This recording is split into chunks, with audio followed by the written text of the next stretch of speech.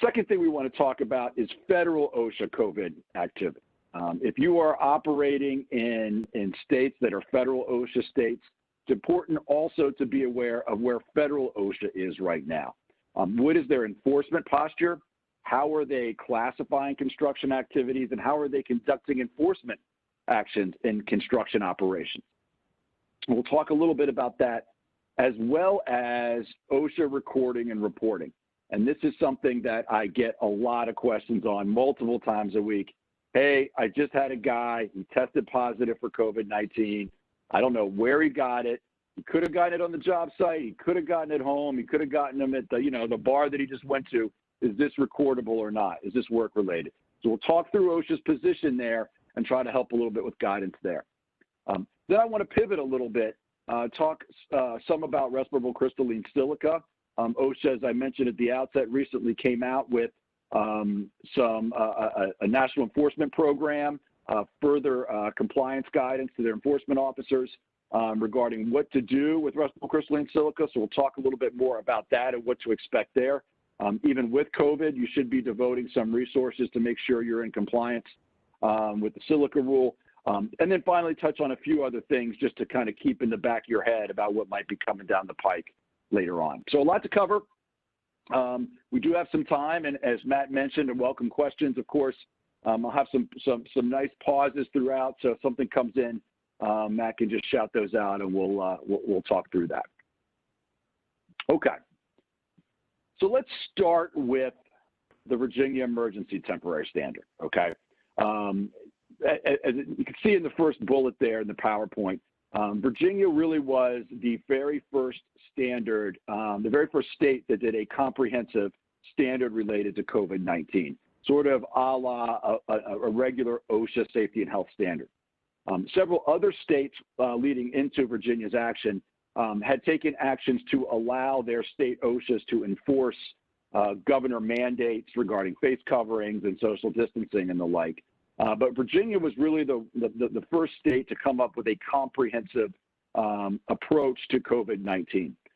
Since then, Oregon is in the throes of doing one. There's some talk about California, but really Virginia was a pioneer, which is not something you see very frequently, in the Commonwealth. But it includes some standards that we're sort of used to seeing, but it is otherwise kind of an atypical safety and health standard. It talks about reporting obligations, reporting to the Department of Public Health, about how to handle symptomatic individuals, about how to deal with testing. So it really covers a lot of things that you're not going to typically see in a safety and health standard, things like engineering controls and administrative controls and personal protective equipment. Keep this in mind. It is mandatory and covers all employers. And if you are, operating in the state, if you are, if you're doing work for a local school system, whatever it is, you are covered. If you are based in Maryland, as I said, but you're doing jobs in Virginia, you are covered for those jobs.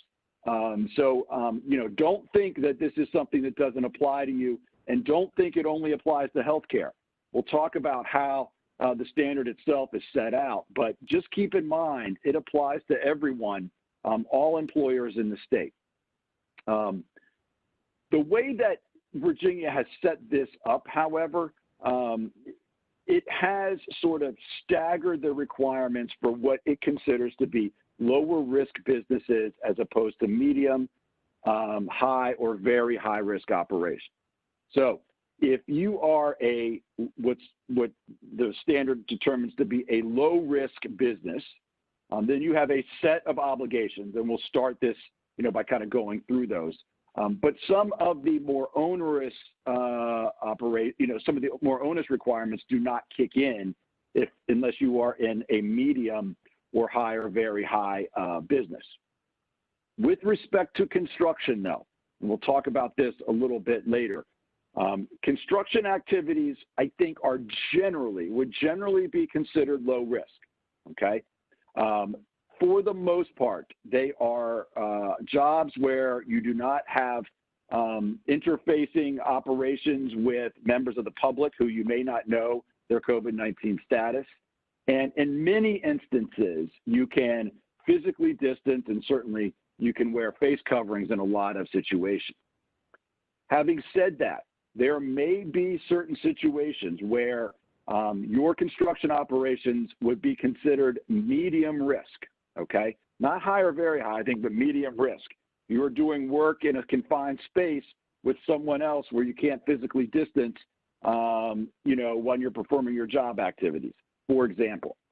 Those are situations where VOSH may consider that to be medium risk. So as we go through this and sort of talk about the hazard assessment and whatnot, keep that in mind, that while you may be lower risk in general, there still could be some operations where you're medium risk.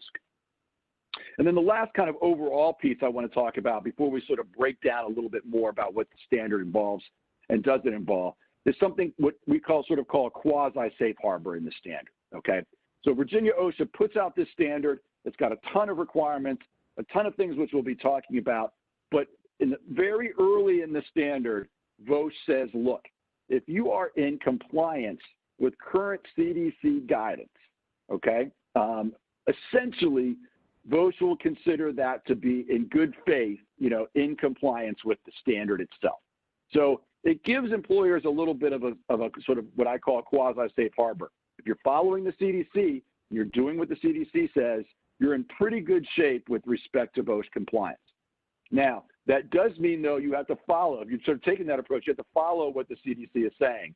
And one thing we've learned over the last 2 weeks, and those of you who are listening and following this, the CDC is known to change its position on various things almost every other day. We just saw this yesterday where it was talking about the ways that the virus is transmitted. They had something up a few days ago, then they took it down the next day. So you really have to pay attention if you're going to sort of go with the safe harbor approach to compliance with the rule. Okay. So that's the overall. That's the sort of the overview. Let's get a little bit more granular into what the standard is. So the first thing is, look, the standard is in effect, okay? I get this question a lot from clients who are trying to make their way through it, and it's been 45 days or so, almost 60 days. It just got, when do I have to comply with this thing? Well, the way an emergency temporary standard works is you have to comply upon publication. So the standard was published on July 27th. As a technical matter on that day, you needed to have done everything that the standard requires you to do, with the exception of training and development of a infectious disease preparedness and response plan. Okay. As a practical matter, VOSH knows, and everyone knows, not everyone was fully compliant on July 27th. And as a practical matter, it has taken VOSH some time to just even ramp up in terms of its own knowledge of the standard and therefore enforcement. So we are just now starting to see some enforcement activity from VOSH related to the standard. I think we will start to see more. So just in terms of overall compliance of where you need to be, I would say right now you need to have done almost everything otherwise required of the standard. You certainly needed to have done some of the basic training. And at this point, you really need to have completed your infectious disease preparedness and response plan for medium hazard jobs and trained in that plan, by about now. So I think, sort of the grace period that kind of was there as a practical matter is done. And so hopefully you are sort of on the road to compliance now. But if you're not, I would recommend you sort of start stepping up that compliance posture because I do think we're going to start to see some VOSH enforcement coming forward. Now, I don't think construction is going to be high up on VOSH's list of places to inspect. I mean, I think as a practical matter, you're still looking at healthcare, long-term care, nursing homes, and the like as the focus for the agency. However, because construction's out there, because construction's operating, and because you guys are oftentimes operating in the open where a compliance officer can drive by, that's not to say that you're off the hook. You certainly could experience some OSHA inspections going forward. Okay. I mentioned at the outset that there are tiers of obligations for certain types of employers under the rule. And if you think about it broadly, the way that the rule is set up, VOSH sort of says, look, every employer in the state has to do a set number of basic things, okay? From there, you may need to do more things if you believe your own work site has medium exposure jobs or high or very high. Okay, so it's pretty, when you think about it, you know, and there's some problems with this standard, but when you think about it, it's a pretty basic approach. Okay, you've got to do certain things, period, if you're an employer in the state. And then from there, based upon your own assessment, you may have to do more. Okay, so for everyone listening to this who does operations in Virginia, here it is. These are the things that you need to do right now to be in compliance, okay, for all employers. The first thing you have to do is you have to conduct an exposure assessment of your workplace and classify your jobs according to those to exposure hazards. We'll talk about that assessment here in a second. But what Voce is saying, the very first thing you have to do as an employer is look at your jobs, look at your job tasks, look at your people, and based upon that, make a determination and classify those jobs into low, medium, high, or very high, okay? We'll talk about that process later, but that's the first thing you do. And if there's one thing you should have done by now, is that hazard assessment, okay? Now, second, you've got to inform your employees of the methods and encourage them to self-monitor for signs and symptoms of COVID-19, okay? Basic thing, you know, inform your employees what's going on, tell them they got to monitor their symptoms, right? So you've got to sort of set up that protocol in place. Develop and implement policies and procedures for employees to report when they are experiencing symptoms and prohibit employees or other persons known or suspected to be infected with the virus from reporting to or remaining at work. Let's talk about those three bullets together because that's really something that I think probably everyone who's listening to this has been doing, whether formally or informally over the last several months. I mean, remember when COVID took over, you know, the first thing that we were dealing with is what is this thing, what are the symptoms, and what do we need to do to keep folks who are experiencing symptoms or are positive away from others at work? So to a certain degree, probably most people that are listening already did this, right? But now Voce wants you to formalize this, right? Develop a policy. How are you going to have your folks report symptoms, right? Who are they going to report it to? And what is your policy and procedures in place if they are experiencing symptoms or if they have tested positive for the virus? So that's the sort of the second big piece of the rule that every employer in Virginia has to do. And as I said, I think a lot of employers have done, you know, something, you know, along those lines. Okay. To the extent feasible and permitted by law, ensuring that sick leave, right? So consistent with public health guidance and employee policies, right? Ensuring that you have policies in place that sort of encourage employees to stay at home and are provided those types of leave situations in a way that's consistent with federal law as well as other state obligations. This is one area where sort of the rule kind of deviates from your typical OSHA standard that does not get into that kind of an area. This is something that's sort of a little bit different and really is designed to encourage employees to stay at home. Discuss with companies providing contingent workers about the importance of employees staying at home. And then to the extent permitted by law, establishing a system to receive notice of positive SARS-CoV-2 tests for employees, subcontractors, and contingent workers present at the place of employment. With respect to those two bullets, I sort of boil it down to a couple of different things. Basically, what I think Voce is saying is, look, you can't just think about yourself. And this is particularly applicable in the construction industry, right? You're on multi-employer work sites all the time. You're subbing out, you're at a home builder, you're subbing out your HVAC work, right? You're subbing out your roofing work, whatever it is, your siding work. You've got companies out there with employees that are interfacing with your employees. And what Voce is saying is you got to figure out some system to share information. So it's not necessarily explicit on what that entails, but what I'm saying to you is you have to have thought about it and come up with some system. Generally, this is going to involve some notification system. If a company on a multi-employer work site that you are interfacing with has a positive case, usually what's going to be involved here is some feedback loop so that you are informed that someone did, and therefore you can take appropriate precautions going forward. So it's a little bit of the multi-employer piece here that you need to be aware of. It's more communication driven. I'm not sure how it ultimately impacts in sort of the other multi-employer requirements, but it's certainly something to keep in mind. Other mandatory requirements. Those are the first sort of basic bullets. Again, these things are all basic requirements under the standard, right? So everyone has to abide by these.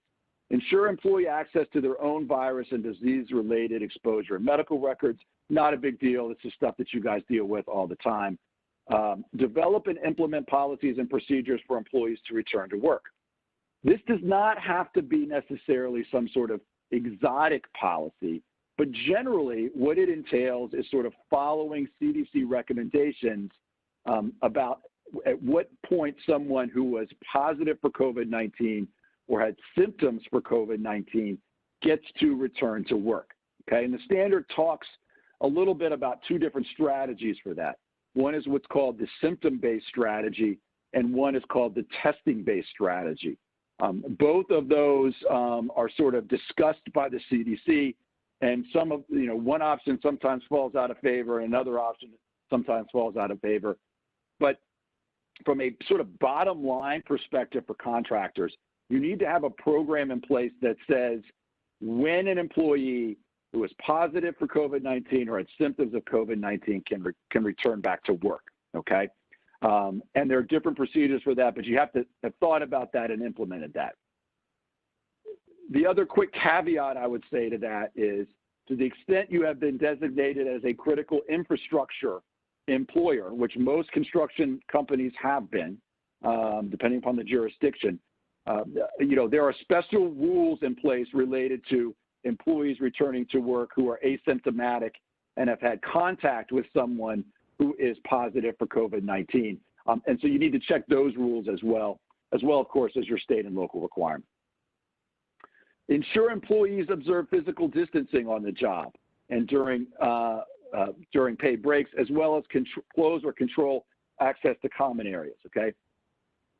For the last several months, there have been a number of resources made available, a number of different documents made available. I know C has provided a lot of information to advise employers on some of the things that can be used in the construction environment to ensure physical distancing, to closing or controlling access to various areas on the job, eliminating in-person safety meetings or ensuring adequate spacing, all the different things that are out there. There are a number of different techniques that have been implemented by contractors. Those are the types of things that VOSH wants you to consider. You don't necessarily have to do anything exotic here, but you really want to have thought through what are the things that you can do on your sites to keep people apart, right? Keep that physical distancing, control access. Don't have everyone hanging out in the trailer inside, right? Be smart about that and integrate that into some sort of plan. That's what VOSH is going for here. Couple other things that get a little bit trickier that are also mandatory requirements. Ensure compliance with respiratory protection when multiple employees are occupying a vehicle for work purposes. And then the second thing is ensuring compliance with respiratory protection when the nature of an employee's work or work area does not allow physical distancing. This is really, really tricky, okay? One way to read these requirements is if you got a couple guys sharing a van, you got to put them in an N95 respirator, right? And integrate them into your respiratory protection program. VOSH uses the term respiratory protection here, which is, as we know, different from face covering. So the suggestion here is that maybe you have to put your folks in N95s, filtering face piece respirators, when they're in a closed work area or in a van for work purposes. I haven't seen any citations issued on that. I haven't seen a lot of additional guidance. I think it's something that the industry has to work through. But this is a big area of concern for the industry. What do you do when you're sharing vans? Are you always mandating at least face coverings? It remains to be seen how this plays out. But I would at least as a minimum have thought about what you're going to do with respect to vehicle use. Try to limit the number of people in vehicles, keep the windows down, at a minimum do some kind of face covering. But this is something that could be tricky from a compliance standpoint and something that folks need to think about. And then, of course, the last thing is basic sanitation and disinfection. You're going to want to try to eliminate the sharing of tools. If you are sharing tools, you're going to want to make sure that they're disinfected before sharing, and so on and so forth. Porta potties, frequently touched surfaces, all those things you're going to want to be thinking of in terms of compliance. The other thing is, obviously, you're going to want to have hand sanitizer on your work sites. You're going to want to build that into your plan. And I guess the final thing is, obviously, if you can't have portable hand washing stations, that's great too. I know that's doable in some work environments, not doable in others. If you can't have that, you certainly want to have that hand sanitizer available. Those are some basic things that you want to have in place, from a compliance standpoint. So those are the mandatory things for all employers to be thinking about, all contractors. If you haven't thought through those things, please, please, please, please do. Call Matt, he'll help you. Call whatever, we'll get you set up because it is really important to have those things in place. Okay. You may want to mention here, Brad, also that, you guys have a compliance kit available if anybody wants to purchase that. So they've done a really good job. And I know some of our clients have already started jumping on that for the Virginia compliance piece. So if you want to just give a minute and talk about what you guys have in that, you might be able to find some other interested parties in here. Matt's always trying. I appreciate that. Matt's always trying to improve my business development, which are appreciated. No, as Matt mentioned, we put out at Littler what we call a Virginia Compliance Toolkit, which is a document that you would get. That's in Word that essentially sets out a big plan, kind of a compliance plan. It's got some appendices to it. It mirrors as an infectious disease preparedness and response plan, which we'll be talking about. And you can tailor it to your work site. It's got a hazard assessment attachment. And so the idea is that it really allows you to take what you're doing and sort of quickly and efficiently put it in the format that VOSH wants. And to Matt's point, one of the things that dawned on me as I've been working with clients on this is almost everyone is doing, sort of what VOSH expects them to do here. It's not that substantively that folks there's more that needs to be done. There are a few instances of that, but it's more putting it in Virginia OSHA's trappings, what they want it to look like. And so our toolkit is there to make that process easier. And so obviously, if you're interested in more information, feel free to email Matt or me. I think my email address is in the beginning. For C clients, C clients get a huge discount off this. So just, if you just mention that you work with Matt and C, then we get you a really big discount for that. So, but obviously happy to chat with folks about that. It's a pretty good tool. We're pretty pleased with it.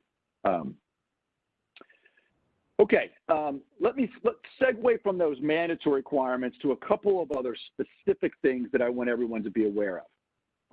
And one of the big things, as I said at the outset, that VOSH wants employers to do is look at your risk level, okay? Look at your risk level and make a determination about whether you are low, medium, high, or very high, okay? And you have to classify your jobs, and you have to do it in writing. This is a thing that OSHA wants you to do. This is more than just I'm going to sit around the table and be like, yeah, I got a carpenter here, I got a bricklayer here, I got a roofer here. I think they are X. Virginia OSHA really wants you to go through the process of thinking about that, okay? And so if you haven't done it already, please do it. And this is the basic construct here on the slide that folks need to work with, right?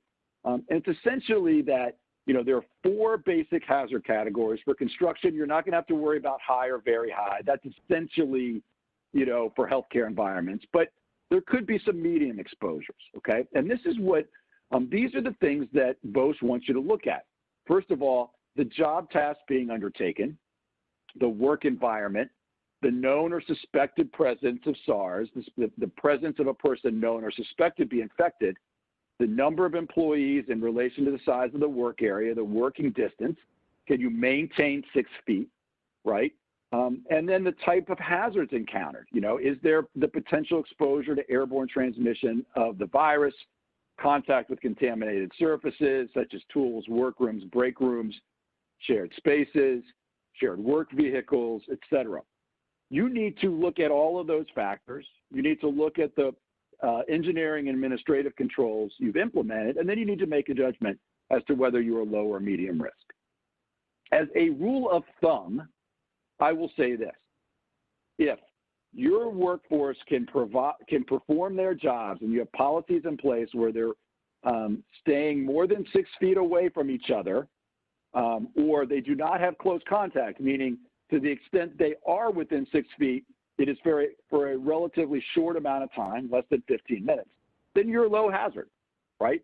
And you don't have to worry about everything else. However, if your work is set up such that you are going to be operating in a close space within 6 feet without any other engineering controls like barriers, plexiglass barriers, or whatnot, then you may have to consider those jobs to be medium and take the requisite steps. I think as a practical matter, if you're thoughtful, you can structure your jobs to be low hazard. But if you're not thoughtful in structuring your jobs, then you run the risk of BOSH coming in saying, look, hey, these guys are medium. They got to work in this small area for 8 hours a day right next to each other, and you have done nothing to address COVID, so therefore they're medium, and you have to follow those requirements, okay? So those are the things to keep in mind. Be thoughtful about it, think about it going forward, and then make your determination. The one thing I would say, and I don't want to spend too much time talking about some of these medium exposure risk employer requirements, but for the most part, there's a lot of similarity which you're going to otherwise be required to do, but you're going to need to do a couple of additional things. And the biggest thing is they're going to want you to look at installing physical barriers where such barriers will aid in mitigating the spread of COVID-19. So if you talk about restricting access, you talk about physical distancing, all that stuff that you're otherwise going to need to do as a low exposure risk employer. The one thing you're going to have to think about here is if you have those medium jobs, you got to think about whether there are some physical things that you can put in place to protect and mitigate the spread of the virus. And that's can be a significant burden. For example, let's say you're working inside a home, right? Your home builder working inside a home. You got various people working on the main floor, right? Well, if you can't, if you're medium exposure, you can't stay within 6 feet. You got to think about at least whether you're going to put up curtains or something like that, right? Some sort of plexiglass barrier, some sort of physical barrier to mitigate the spread. Again, this is what the standard is asking you to look at. Now, if you can demonstrate that it's infeasible to do that, okay, you don't have to do it, right? But that's why it's so important to kind of focus on the jobs up front and try to implement those types of administrative controls that, can prevent the spread and keep you in that low hazard. Because once you start going into that medium exposure risk, then it gets a little bit trickier from a compliance standpoint. So I kind of want to highlight that. There are other things that are specifically called out here in the medium exposure risk. The idea about implementing flexible work sites, flexible hours, delivering services remotely, delivering products remotely, reconfiguring spaces, using floor markings, overhead signs, verbal announcements, those sorts of things. These are things that in large measure you may be doing anyway. But again, if you've got those medium exposure risk, areas, you got to be thinking about this. And if you were to be inspected, you got to be able to say, look, okay, we looked at flexible meeting times. We looked at flexible travel options. We looked at barriers. We implemented them or we didn't implement them, and why. So those are the things that you got to do, again, for those medium exposure risk jobs.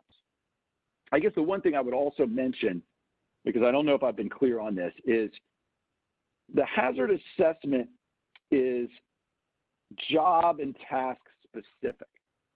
So it's not a situation where you say, hey, I'm an HVAC contractor and 95% of my jobs are low, but 5% of my jobs are medium. So since most are low, I'm low and everything is low. That's not the way that the standard is set up. The standard is set up as a job or task specific operation, review. And so, it's not, you've got to think about it in those terms. It may be that you've got 95% of your jobs that are low, but some are medium, and you have to factor that in. Okay.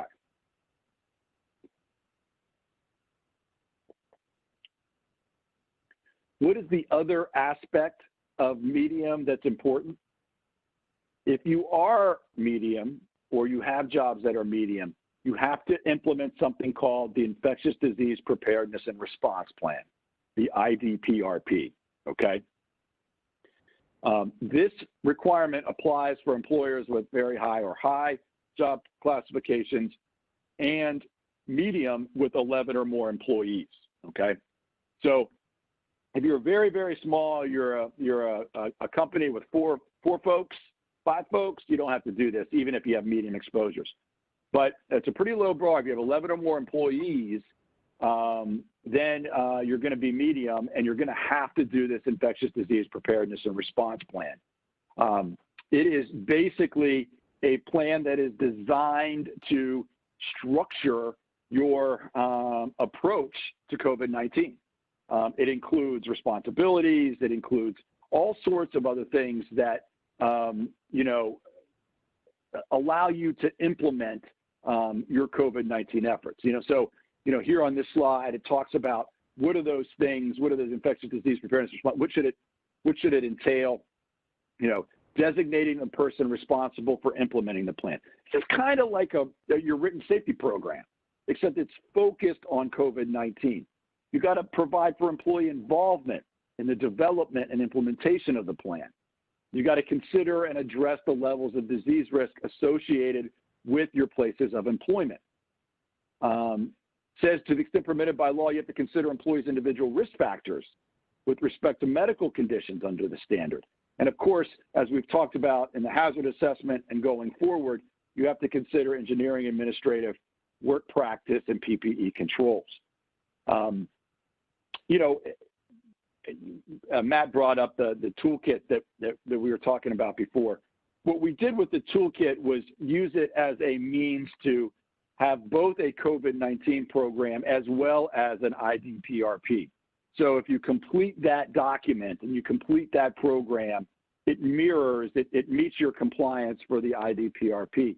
But the idea here, what VOSH is going for, is essentially coming up with a written program that includes all of your measures, your preventative measures, but also involves employees and designates someone to be responsible for it. Just a few other things about what the IDPRP should contain: basic infection prevention measures, developing procedures for reporting symptoms, providing for prompt identification and isolation of employees known or suspected to have COVID-19, looking at outside businesses, including subcontractors. We talked about that way in the beginning of this with respect to all employers in the Commonwealth, right? Subcontractors, businesses. And then talking about contingency plans. It really is a sort of a comprehensive approach. There's a reason that not everyone has to do this, right? No low hazard employers have to do this. But if you're medium, you have to do this, and you have to be able to explain how you're doing this if you were subject to an inspection. You know, and the other, yeah, go ahead. There was a question that popped up. I just, sorry, turned on Yeah. my mic there. Question for Brad. Virginia rule is unique as it takes a risk-based approach to determine what you need to do to comply. This seems rather subjective and leaves a lot for interpretation depending upon who completes the hazard assessment and who the VOSH compliance officer is. What recommendations would you give for how to complete your hazard assessment and who to involve in your assessment team? Great question, and that really is the crux of it. So, you know, the way that Virginia OSHA has structured this is both performance-oriented and not performance-oriented. And the crux is that very process. So, what we recommend, and what most people are doing is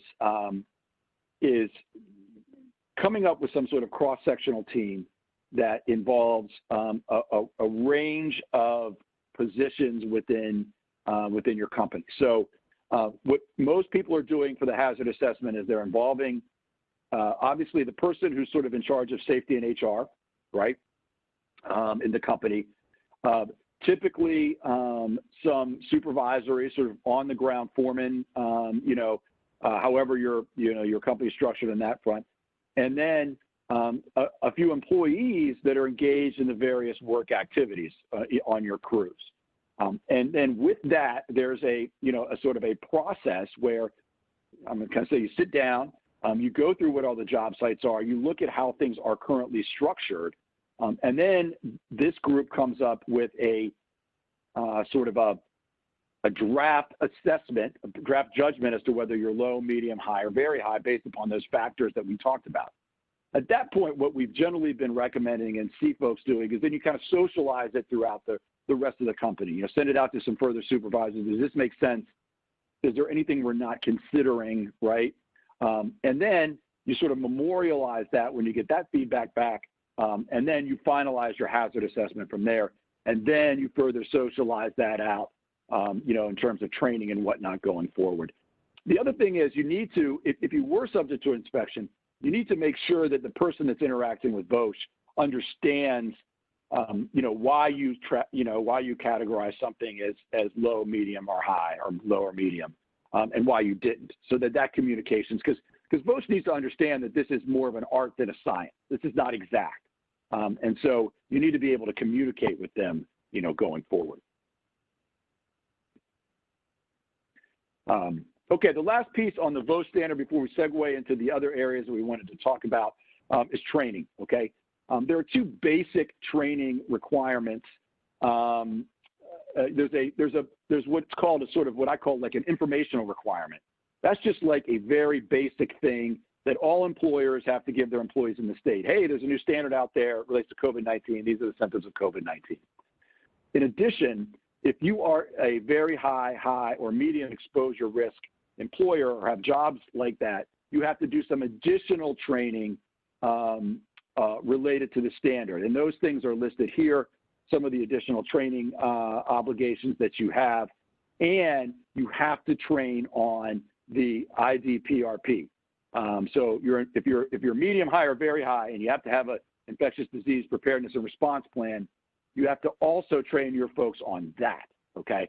So those are the training obligations. They're more intense for very high, and medium exposure risk folks than they are for low, but you have to do that. And again, VOSH has put in a written certification requirement for this, so you got to make sure you've got some training documentation to support the training that has occurred. Wow, that's a handful. So that is the Virginia ETS in a nutshell. As I said, you should be in compliance with this. Now, and the other thing I said, look, if you have operations in Virginia, you have to be in compliance. If you have operations in other states, it's not a bad baseline to use to be in compliance, right? If you're kind of looking at this from, boy, the other states are all mush right now. If I want some certainty to do something, hey, not the worst idea. Comply with Virginia and then say to everyone else, hey, I'm in compliance with Virginia. I dare you to say that I'm not doing enough, right? And I think any other jurisdiction would be hard-pressed to make out that case. Okay. Let's pause there and sort of segue into federal OSHA. What are the feds doing? Well, the feds don't have a standard, okay? As we all know. Federal OSHA has declined to issue a standard. And so right now they are providing guidance. They are conducting some enforcement. Potentially there are a few standards that they can cite on. They could cite under, for example, the respiratory protection standard, or they could cite under, of course, the general duty clause. We'll talk about that in a second. I want to talk just generally about how they're dealing with enforcement in this environment, because it's a little unique. So a few months ago, basically, OSHA wasn't doing anything but processing phone and fax letters. They got a bunch of complaints related to COVID-19. When they get a complaint, they send it to employers. Employers would respond, and that's it. I mean, they got inundated with phone and fax letters. That was all they were able to do. They did start to open a few virtual inspections, but in general, they weren't coming out on job sites and conducting inspections. A few months ago, they sort of shifted this a little bit. As the summer went along, community spread decreased a little bit. They sort of shifted their focus a little bit. They kind of went back to a little bit of normalcy, and they basically came out with an enforcement document that said, look, in those areas where community spread has decreased significantly, we're sort of going to go back to our typical inspection process, right? We're going to process inspections. We're going to prioritize COVID-19 situations, but we may do an inspection on crane safety. We may do an inspection on silica, whatever it is, right? We're going to kind of go back to normal. Now, in other areas, in sort of geographic areas that are still having elevated community transmission, they were going to sort of continue their previous approach, which was, essentially process these things as well as they can. If there is a fatality or imminent danger situation, they're going to focus enforcement resources there, probably do virtual inspections there, but sort of not focus as much on non-COVID related issues in non-high risk industries, if that makes sense. Translated for construction, so if you're in Pennsylvania, you're in DC, you're in a federal OSHA state. What that means is if you're in an area with sustained elevated community transmission, the chances of you getting a non-COVID inspection or even a COVID inspection are pretty low, right? If there's a fatality on a work site or something else, then you might get inspected, but it's going to be unusual. The idea that you're going to get again, in an area with sustained elevated community transmission, I want to make that clear, you're going to get a silica NEP inspection, not very likely, at least in federal OSHA states or in DC, So, so keep that in mind. I mean, that's not to say, and Matt will second this, that's not to say you shouldn't be focused on all of these issues. I mean, right? What are the things you still need to be focused on aside from COVID? Falls, right? I mean, don't fall into this trap of, well, I don't have to worry about this. That's not the right mindset, and I know that's not the mindset of folks listening. But just so you understand where OSHA is in those areas with sustained elevated community transmission, there is still some hesitancy to go on site unless there are these sort of unique situations. With respect to COVID, though, the main thing that we're seeing and we're starting to see is OSHA issue general duty clause violations. I have yet to see a general duty clause violation in the construction industry. I think there are a couple reasons for that. I think number one, construction was actually ahead of the curve with respect to COVID-19 compliance. I know, probably everyone's listening to this and thinking, man, we've been operating since day one for the most part. Construction never really shut down. And so we were sort of at the forefront of a lot of this COVID-19 stuff, right? We were wearing masks early on. We were following CDC recommendations early on. So we haven't seen a lot of activity in terms of COVID citations. We've seen starting to see some in meat packing and sort of food manufacturing. But to date, construction's been pretty good. But I just emphasize that, federal OSHA can come in, and if they're not happy with what you're doing, they can issue you a general duty clause citation. The one thing I would note on the use of the general duty clause is with respect to CDC recommendations, because I get this question a lot from contractors and from others in other industries, and that is, do I have to follow the CDC guidance? And if I don't, is OSHA going to cite me under the general duty clause? Okay. On this slide, I sort of cut and pasted what OSHA's view is on the use of CDC recommendations and the general duty clause.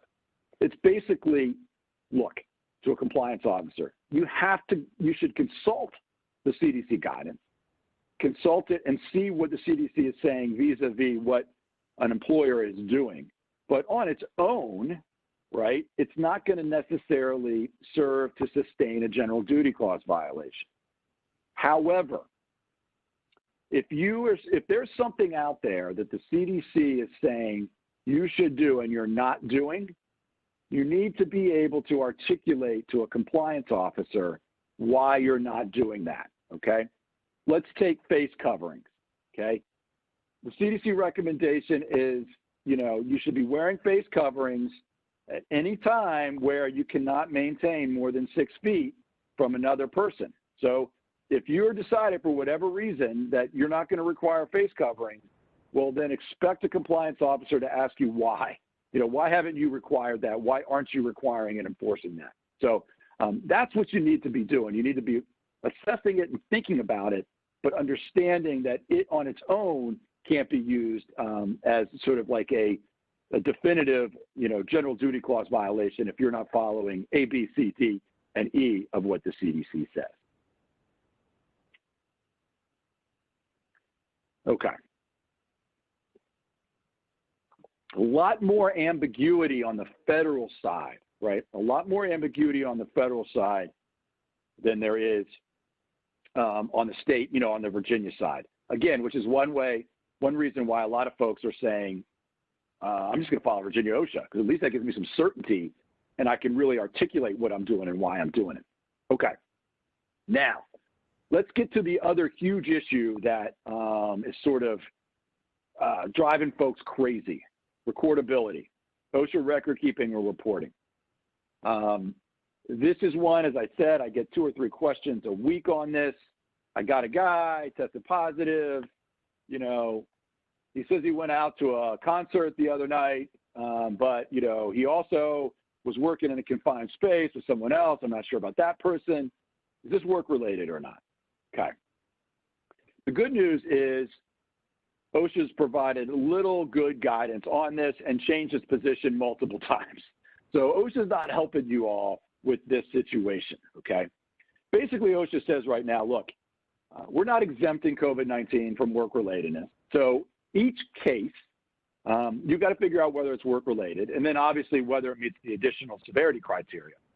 But we're not going to give you a pass, employer. We're not going to say that, these cases are not work-related. We're not, you have to do your own assessment, and you got to make, a determination. Now, what OSHA did do was provide a memorandum at the end of May, which basically provides a little bit of guidance as to what you should do when you get a positive case. First thing is, OSHA says you got to do an investigation, okay? You got to look into it, right? So you can't blow it off. You got to do an investigation. The investigation's got to do a couple things. Number one, you got to look at what their work activities were. But this is where this is the kicker. You got to look at what potential non-work situations were. So this is something a little bit unique in your typical work-relatedness situation. You got someone tripping on an electrical cord and breaking their nose. Well, you don't have to do much of a non-work related inquiry in that situation to determine whether this was caused by work or not. Well, here, OSHA's saying you need to look at what's going on at work, and you need to look what's going on outside of work. And yes, I know all the difficulties with that. I guess OSHA understands the difficulties, but that's what they say you need to do. You need to look at reasonably available evidence, okay? And that includes exposures outside of work as well as exposures at work, okay? If you learn that an employee has a family member that is COVID-19 positive, that's something that could factor into your assessment as to whether it's work-related or not, okay?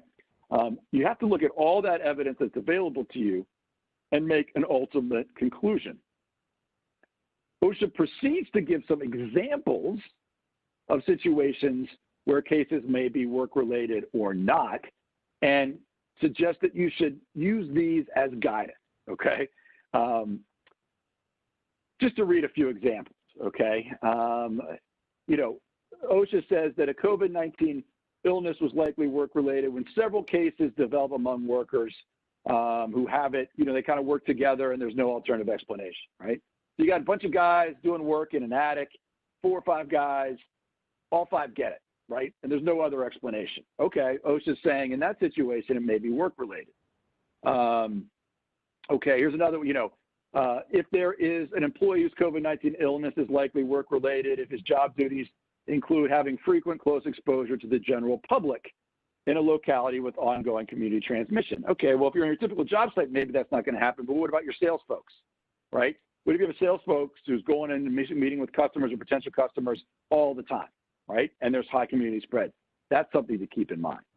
OSHA says an employee's COVID-19 illness is likely not work-related if the person is the only worker to contract COVID-19 in the vicinity and her job duties do not include having frequent contact. Okay, so you got a person, works alone, like a flagger. Let's say a flagger in a work site, works alone, way away from everyone else.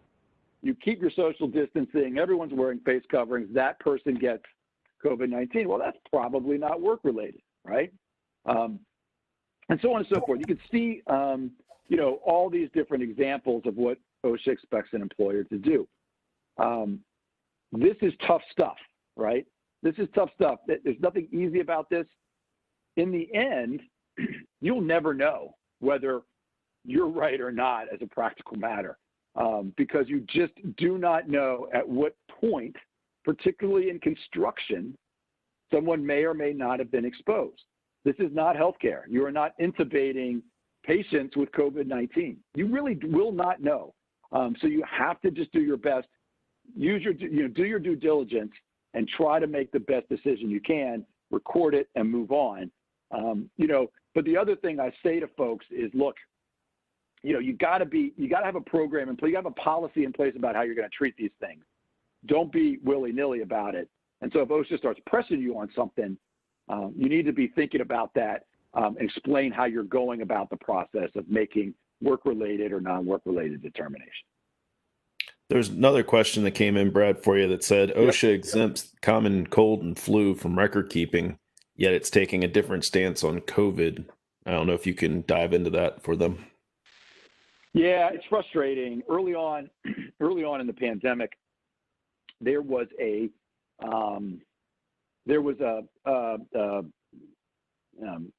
several groups communicated with OSHA that a reasonable interpretation, a reasonable position to take was that COVID-19 should fit within the exception for the common cold or flu.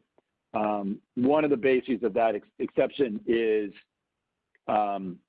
two of the bases which apply here is it's ubiquitous, number one, and you really have no idea whether you got the cold or the flu from exposure at work, just like is the case here, given the way that it's transmitted. But I think that would have been a reasonable interpretation for the agency to make. They did not make that interpretation, and so unfortunately, we're stuck with where we are. It's again, I think that would have been a good interpretation to make, but they didn't. So, okay, that's a lot of COVID stuff. I know that everyone's focused on COVID.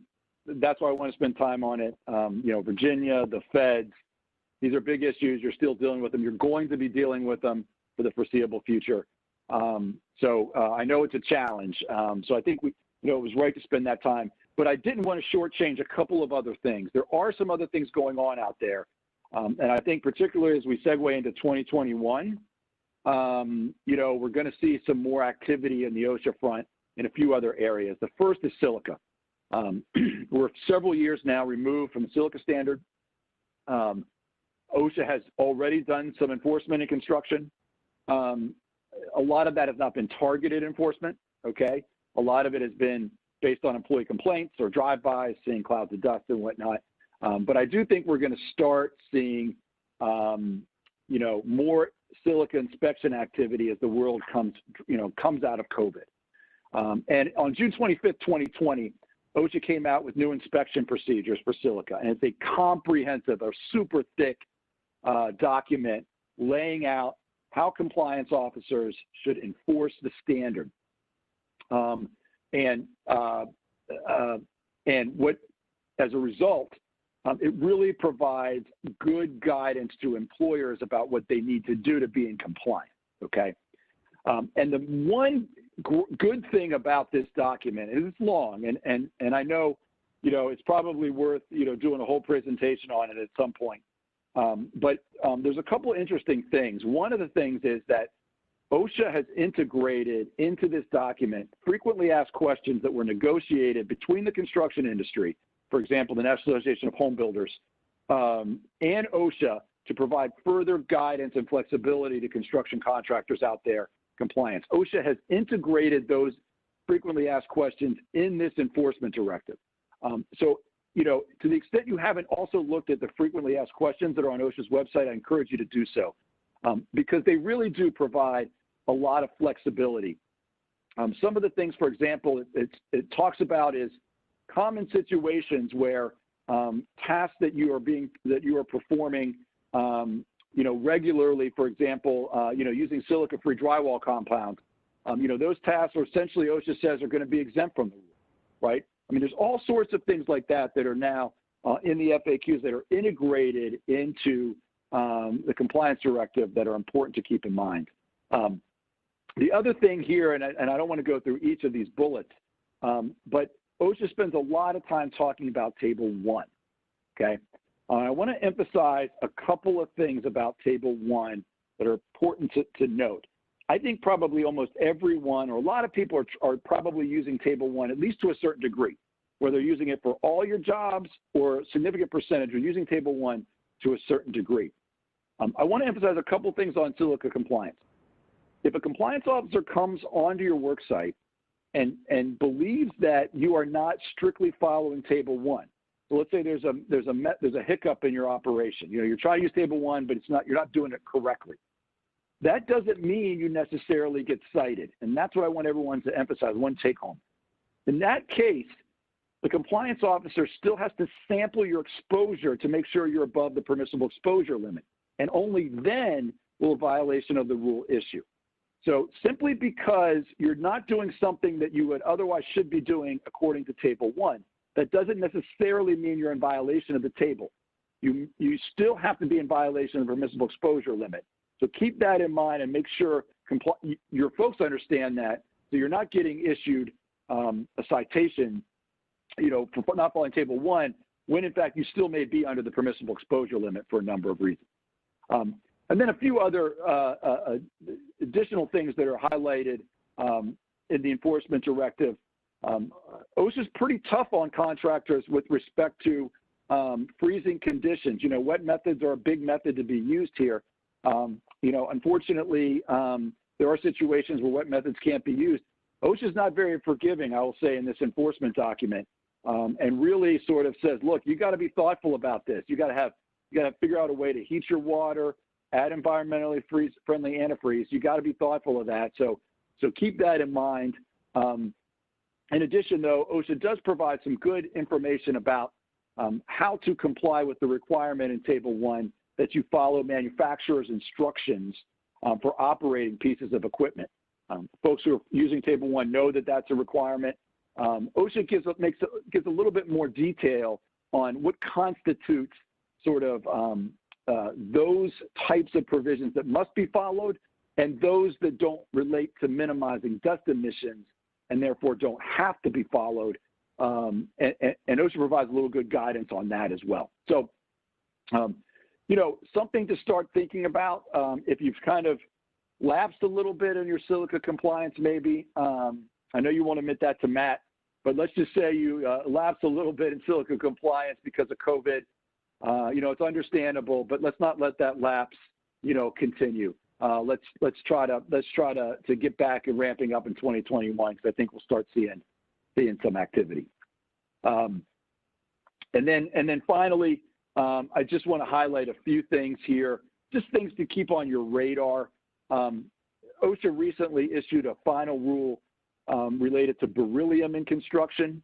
This is the third effort, and people are probably scratching their head thinking, beryllium, what does that even mean? Well, beryllium is a naturally occurring substance in rock and soil and so forth, and it occurs in trace amounts in various types of aggregate and brick and block and stuff. So OSHA had come up at the end of the Obama administration with a comprehensive rule related to beryllium exposure, and they did not scope out construction.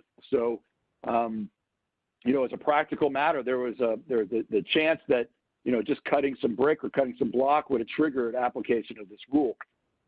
Well, that caused a lot of concern amongst the construction industry and some key stakeholders, and there were some legal challenges that occurred.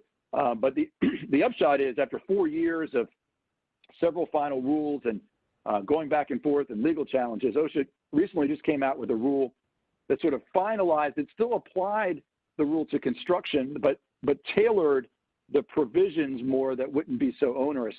And the reason I point that out is that one of the things that some of the stakeholders achieved for the industry was some guidance from the agency that essentially said, look, for normal construction activities, so the stuff that 99.9% of y'all are doing, the home building, some of the small commercial, whatever it is, beryllium for normal construction activities, that standard will not be triggered because the exposures are so low that you don't have to worry about it. So I just highlight this. It's a new rule, but as a practical matter, it won't have much impact on you.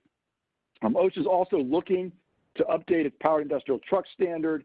They're also looking at doing a tree care standard. I point that out because a lot of contractors out there are going to do some ancillary tree care work, some of the work that they're doing. OSHA is in the process of looking there. These are down the road. I have no reason to focus on this too much now, but just be aware that these rules could be coming down the pike in the next year or two, obviously depending upon what happens in November, which is obviously the big what if at this point. So a lot to cover. I know I went a little bit over an hour. I don't know if there's any other questions, but I'm glad we got able to answer some. And I don't envy you guys out there now. There's a lot going on, but keep at it. I know it's better to be working than not, that's for sure. All right. Do we have any questions for Brad? Feel free to queue up your mic. Everybody's muted right now, so just unmute yourself if you have a question.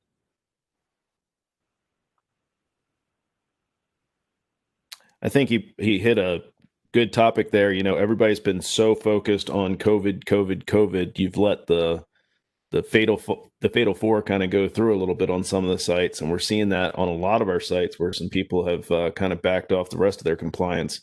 So we definitely encourage, and that's the whole reason we brought up this safety fest again, was to hopefully light the fires under people, to get those safety committees out there and get them talking again, get your safety efforts back up to more than just COVID. I know there's quite a bit we had to tackle and bite off on a live fire basis. But now we really need to be looking back at the falls, the struck by, the caught between, the electrocutions, the cords, all that sort of stuff. So give a limit for absolutely questions from anybody else. No? Well, I definitely want to thank you again, Brad, for doing this. All right. This was a nice little, most of these sessions this week will be hopefully posted later whenever we get them back. But hopefully we'll be able to use this information for the long term, and hopefully a lot of you got a lot out of this. What is Brad's email address? I did not see that. Brad, would you like to give your email address? Yeah, it is. I will send this out to you too, Matt, just so you can post it up on the site and whatnot. But it is, and in the very first slide is my email address, but it is bhammock, BHAMMOCK at Littler, LITTLER.com. But I'll get this to you, and the info will be on the first slide. Perfect. What else came up? Very good. Looks like no other questions. So I greatly appreciate it. We'll get going. Great. Brad, thank you for your time. Thanks everybody for tuning in. All right, thanks. And we'll see some of you back tomorrow. All right. Thanks, everyone. Thanks, Brad. Thanks, Matt. Thank you.